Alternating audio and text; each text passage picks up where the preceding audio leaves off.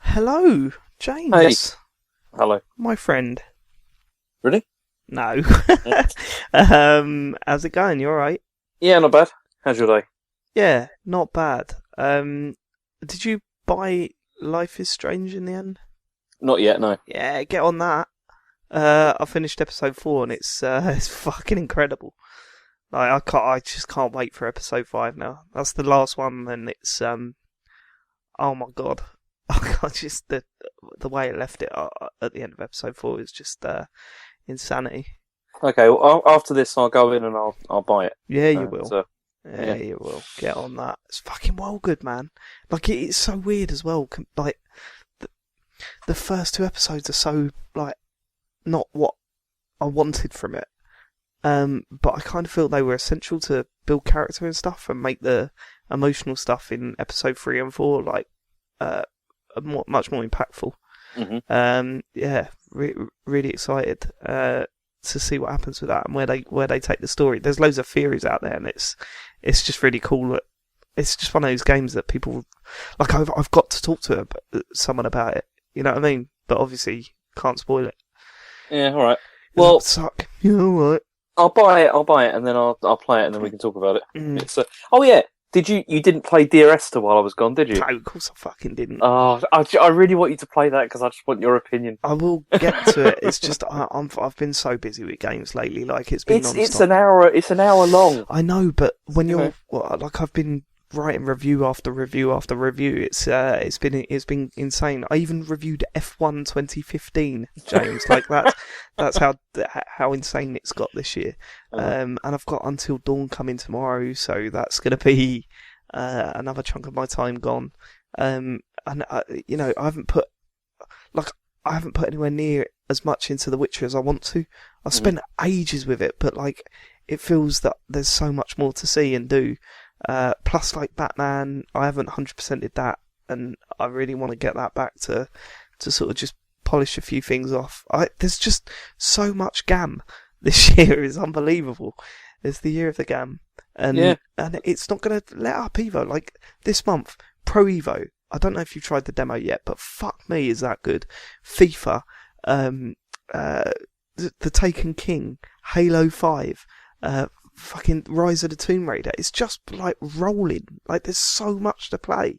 Yeah. It's insane. And there's a whole bunch of stuff. Because I've got there's Fallout coming. There's Fallout, Star Wars Battlefront, which I know you don't care about, but for people like me, it looks awesome. The thing is, any other year, I'd probably just give it a go. You know what I mean? Because although I'm not into Star Wars, like I like Battlefield, and this just looks incredible. And I know that I'll never get around to it. It's like Metal Gear Solid. I definitely would have played that, even though I'm not like the biggest Metal Gear Solid fan. But you've just got to pick and choose at this point because it's just too intense. And I wonder what's going to happen next year because Uncharted 4 comes out pretty early next year, and that's going to be one that I'm definitely looking out for. So it's just non-stop. Oh, poor me, too much to play. But it's good though because there's also, I mean, there's been quite a lot of, there's the Games with Gold stuff that's coming as well. Like I'm looking, this month they've got the Tomb Raider Definitive Edition. That's right, is out on it.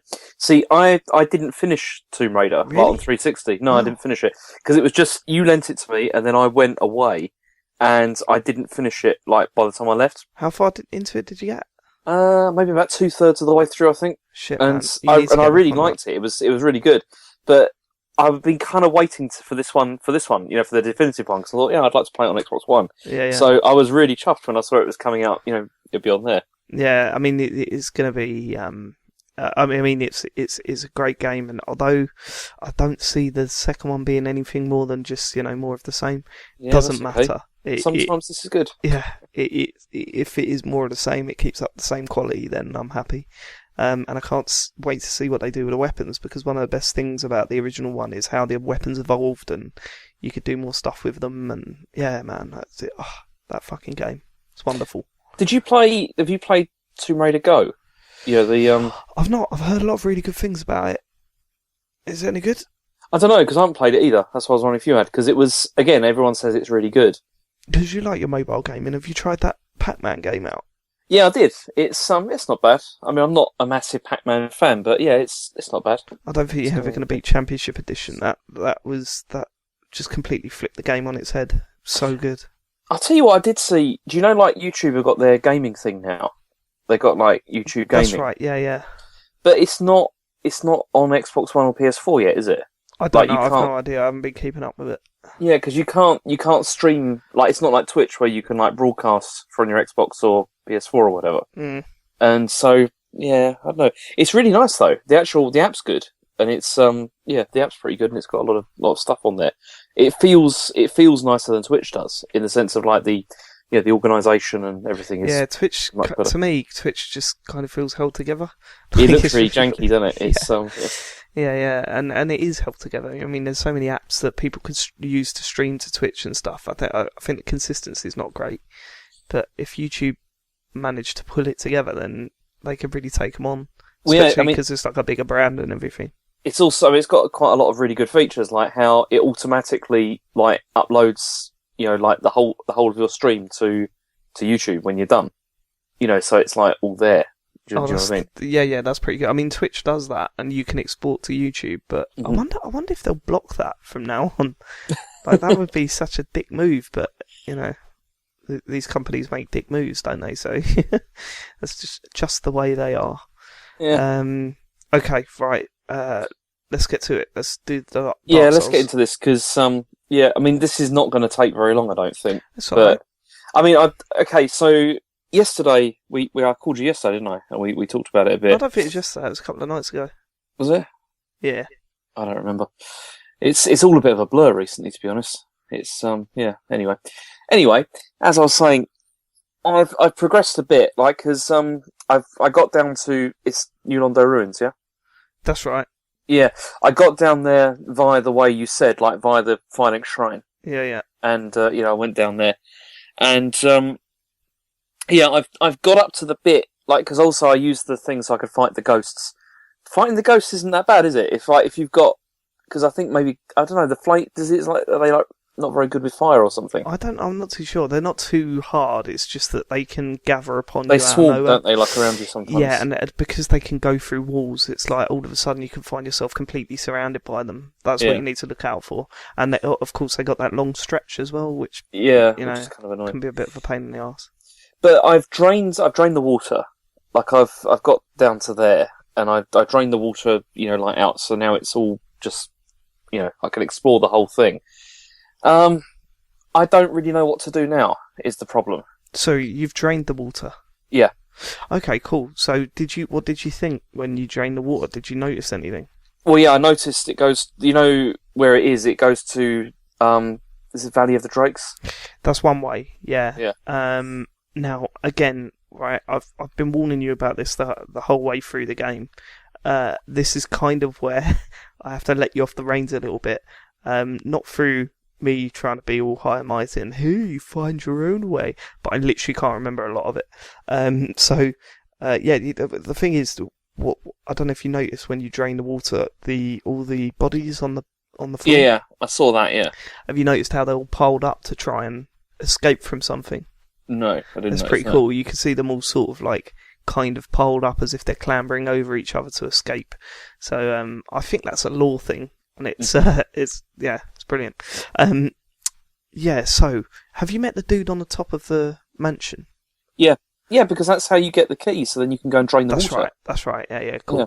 Right. So you do that, and then I drained it, and then I've been exploring around like down below, and there's those really annoying. There's those things I don't know what they are. I don't know what the name is for them, but they're kind of like knights. But yeah. So if you're following them, you're going the right way. What you'll find eventually, have you found like a spiral staircase that leads down to nothingness? No.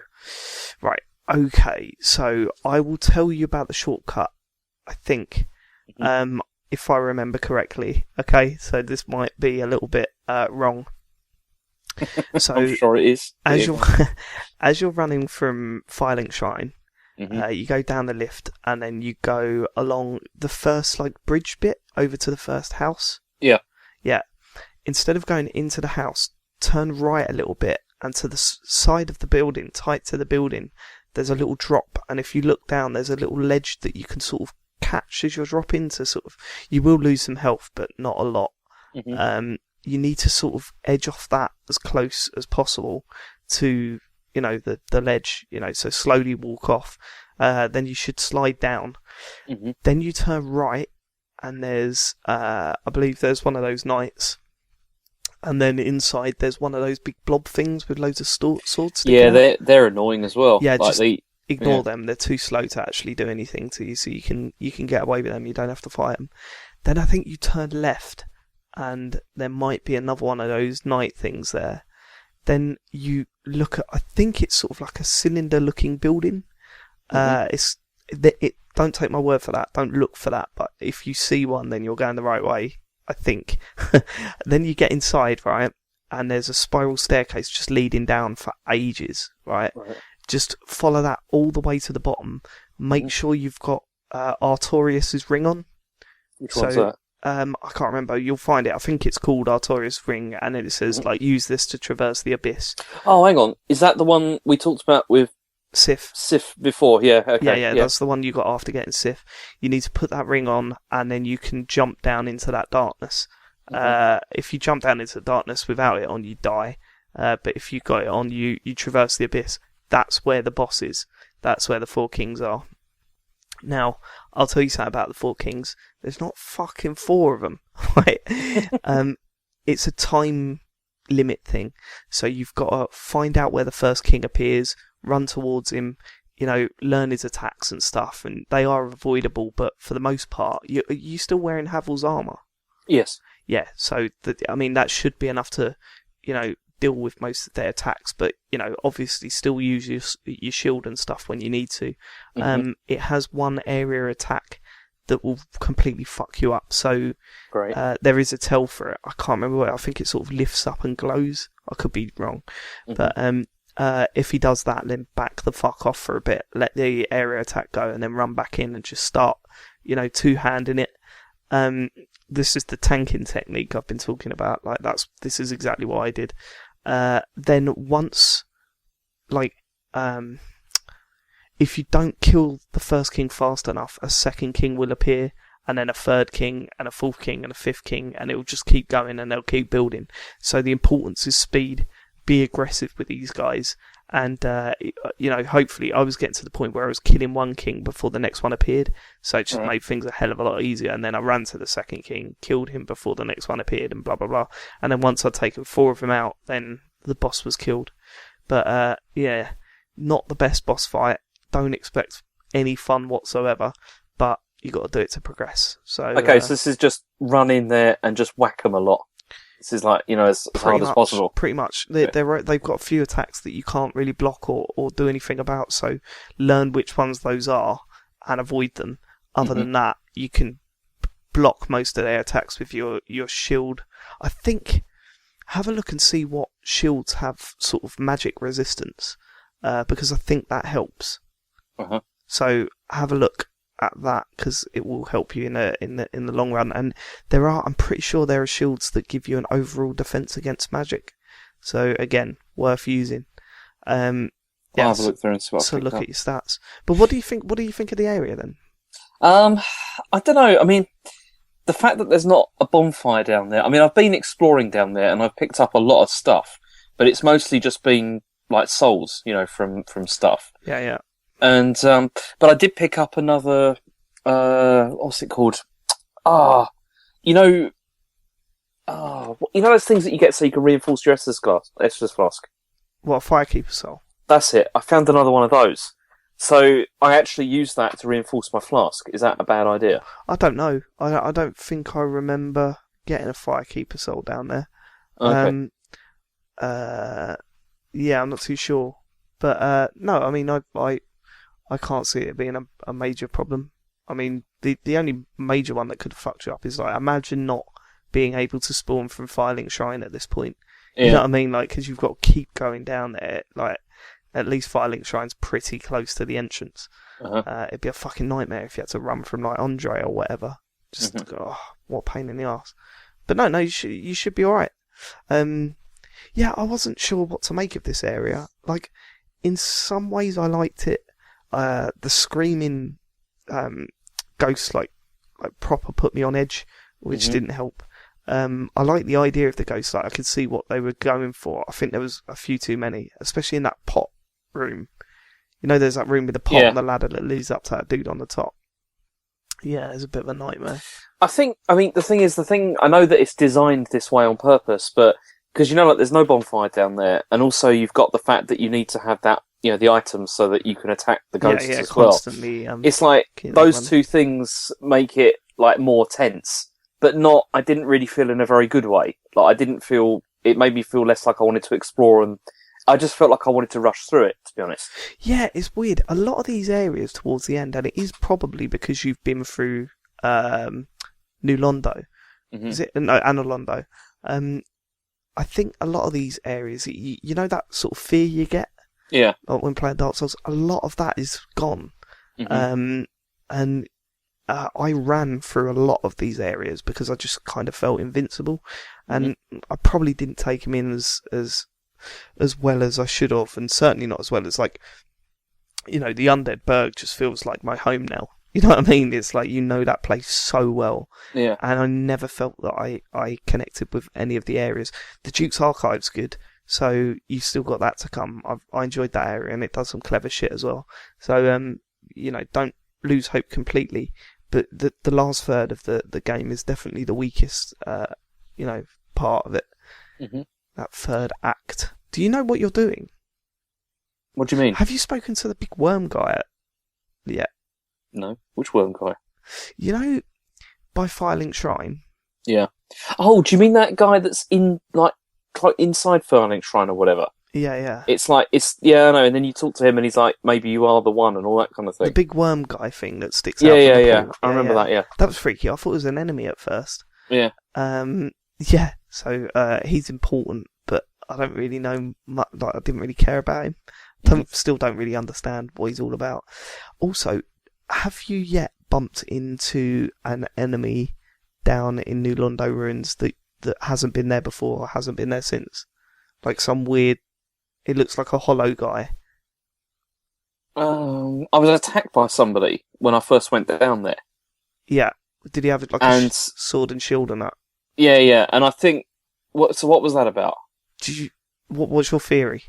I don't know, I mean, it's just, because before, do you remember that in the, what's it called, in the, when you return to the asylum, there's that guy who's like, who comes back, the one that you talked to in the beginning.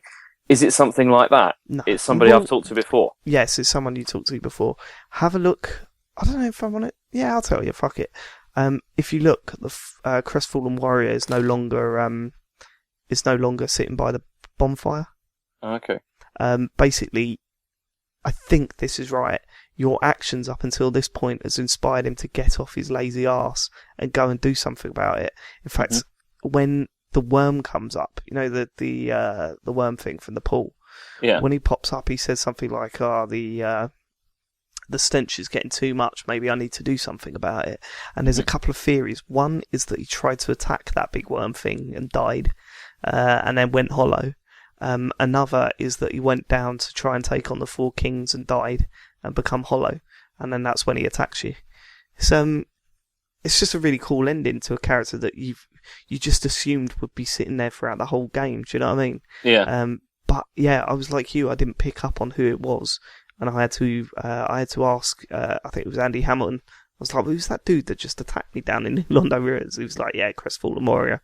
He didn't end well, but I love shit like that in this game. Yeah, you see, this is what I'm most looking forward to actually about finishing it, is then going back and just reading everything. Yeah, this is what I really, really want to do. There's so many videos I want to send you, and have you ever heard of Bonfire Side Chat? No.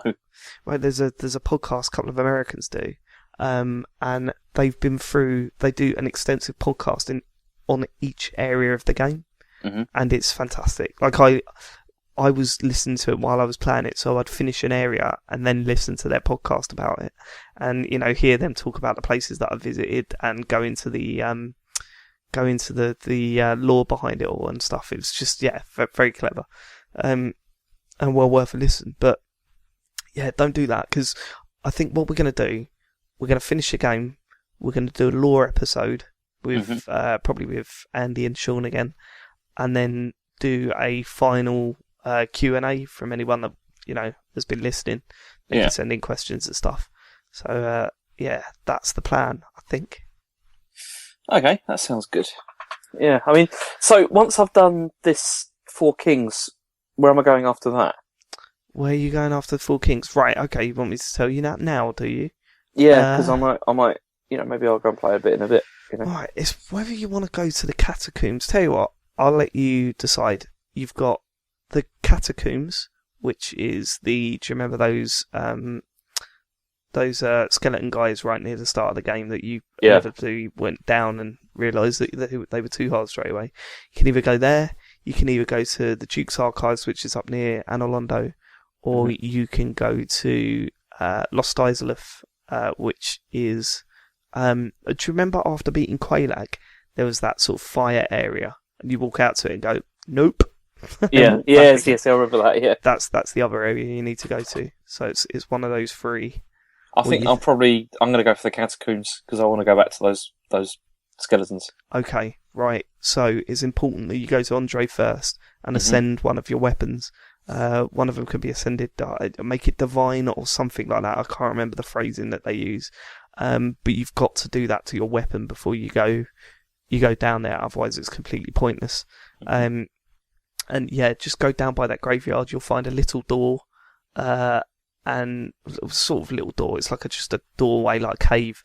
And then you go down there, and then you'll get to the catacombs, and then you'll fight the mighty Pinwheel, which is sort of a mid-level boss. It's not a ender-level boss, because then you need to go to the Tomb of the Giants after that. But yeah, you've got to take on the Pinwheel.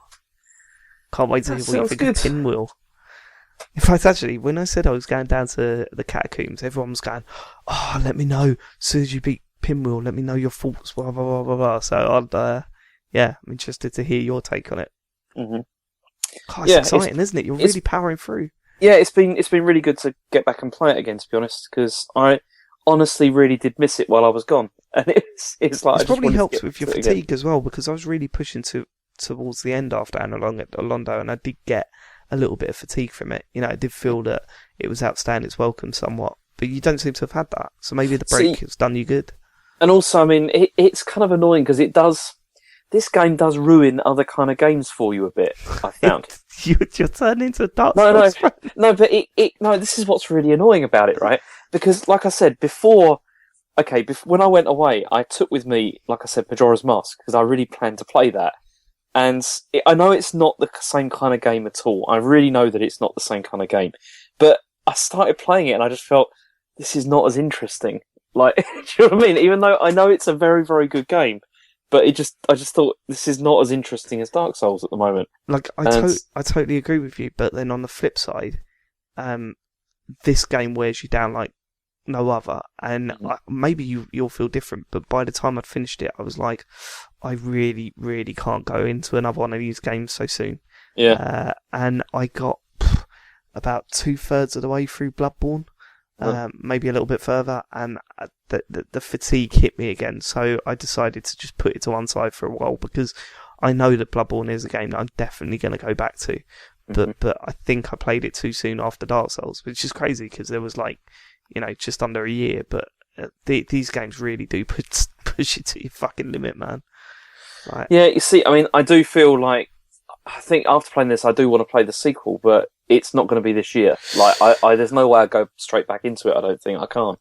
This feels like it's been a big undertaking, and I don't think I can do it again. I've not felt the need to play the sequel, to be honest with you, because, I've heard it's good, but it's just not as good. I've not felt the need to go and play it properly yet. But at least it's out on apparently the Xbox One PS4 version is meant to be a lot better than the 360 version. So yeah, that's the one I was going to go for anyway. Also, I'm really interested to see, like we're all waiting for it to be made backwards compatible. Yeah. I'm really interested to see what it does to the frame rate. It'll be worse, won't it? Probably. I don't think it will, because actually, yeah, I don't know, because the other day I put Banjo on, and I thought it looked better, like on Xbox One, than it did on 360. Which Banjo? The first one. I don't know. I think they were pretty similar over the two. But have you read the stuff about Mass Effect? No. Like, apparently the frame rate is genuinely better on Xbox One than it was on the 360. So if they manage to pull that off with Dark Souls, we could have like a legitimately good version of Dark Souls on the PS. Sorry, not the PS4, on the Xbox One. And the cool thing is that I bought it digitally, so Yeah, it'll me just too. be an easy download. You know, you can It's that, and you've also got your saves are just in the cloud anyway, which is kind of. You know what's going to happen? They'll probably announce that it's backwards compatibility just as I'm finishing it. Yeah. But the thing is, I'm kind of tempted to go back again maybe one day. You know, like I'd quite like to play. I'd quite like to play again some of the earlier places, knowing what I know now. So I think I'd like to play it with a different kind of character as well, maybe. Yeah, that's it. I mean, you've got NG Plus, which is basically your character continues, like, the moment the game finishes, you start again. But with your characters, all your characters' stats, all his inventory and all that sort of stuff. But the enemies are harder. And then that gets progressively harder the more you complete the game. Like, you start over again and the enemies get harder again and stuff. But yeah, don't fancy that. Yeah, I didn't really fancy that much either, so I just went back and started again. The stupid thing was, though, I started building the same character again, as opposed to experimenting and trying the magic and stuff. I was just like, yeah, fucking just do it again. Yeah. But yeah. I mean, if it comes out on Xbox One, I'll definitely be streaming stuff because it's fun, isn't it? Yeah, I hadn't thought of that. Yeah, you can. Oh, no, hang on. Can you stream backwards compatible stuff? Yep. Ooh, that's quite nice. That's quite nice to know. It's good to know. Like, that's fucking good to know. Oh, and despite what I said to you the other night about my Kinect absolutely failing, I think I fixed it by blowing the port. Like, as if I wouldn't have learnt that from my, cartridge gaming days anyway. I just thought, oh, fuck it, I'll blow it, and it's been fine all day. So, I think it might be fixed, James. It is annoying. It's like, I had the same thing, and in the end I just sent it off. Well, it just keeps turning off. Yeah, it's one of those things where I looked up to see how you could fix it, and they were like, oh, you need to do a hard reset, you need to do it in this sequence and all that, and it'll fix it. And none of those things worked, and it's like, in the end, mine was still in warranty, so it was okay. Yeah, they wanted to charge me £50 for it, and I'm not doing that. Like, and they said they were totally legitimate as well. They went, oh yeah, if you give us £50 to fix it, we'll send you a new Kinect. And I said, what happens after it breaks again in 15 months' time? Oh no, we'll be sure that this is in fully working order. I said, why weren't you sure that this one was in fully working order? And you could clearly see the guy was getting pissed off at me. And he said, no, when we send you the new one, you get 3 months warranty on that new one. A month? I was like, 3 months? It's like 3 months. Someone tweeted me on Twitter, obviously, and said if you buy a second-hand one from CEX, you get a year's warranty on it. It's like, what the fuck? Stupid. It's cheeky, but never mind. Cheeky, very cheeky monkeys, those Microsoft, aren't they? Yeah. All right, I'm gonna go because I'm gonna go and download that game first. Life is Strange, yeah? You set that to download and then smack up the 4 Kings in it. Will do. All right, take care. I'll call you again probably soon. Catch you later, babe. Bye bye.